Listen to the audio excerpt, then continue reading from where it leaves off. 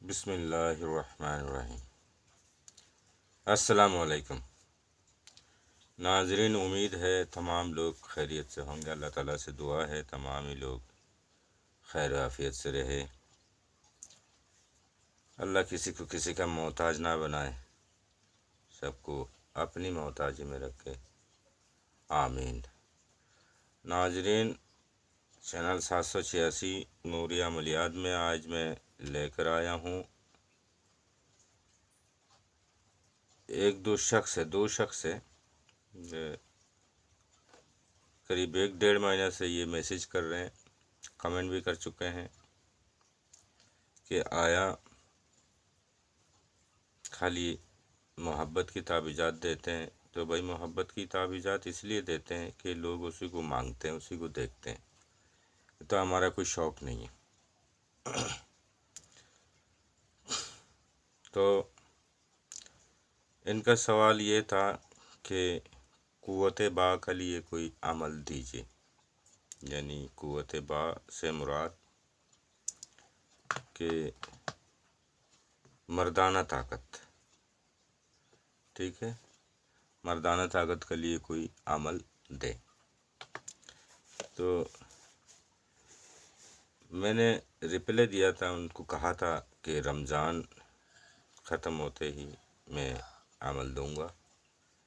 नाज़रीन, एक शख्स था शादीशुदा, काफ़ी अरसा हो गया शादी हुआ,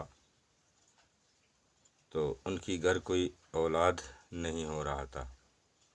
तो वो शख्स हज़रत हुज़ूर हिजर अलैहिस्सलाम के पास पेश हुआ और कहा, हुज़ूर, मैं बहुत अपनी ज़िंदगी से परेशान हूँ।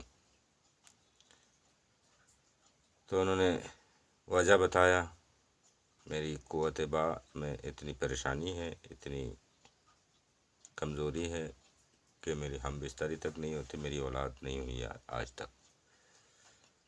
तो हुज़ूर हज़रत हिजर अलैहिस्सलाम ने फरमाया, ए शख्स, अगर ऐसी बात है तो घर जाओ, 2 उबले हुए अंडा ले लो और दोनों अंडा को छील लो। अंडा मुर्गी का लेना। छीलने के बाद और कुरान करीम की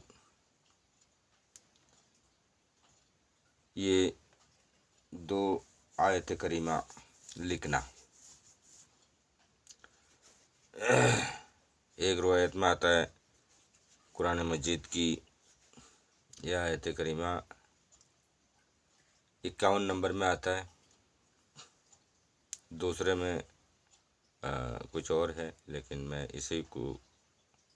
इसी मौजू पे बात करूँगा। हुज़ूर हज़रत हिजर अलैहिस्सलाम ने कहा, यूँ फरमाया कि कुरान हकीम की सूरत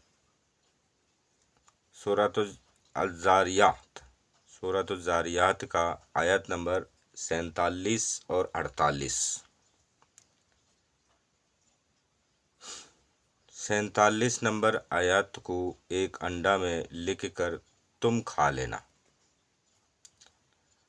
और आयत नंबर 48 को लिख कर अपनी जोज़ा को खिला देना, यानी कि अपनी बीवी को खिला देना, और अल्लाह ताला से दुआ कर लेना।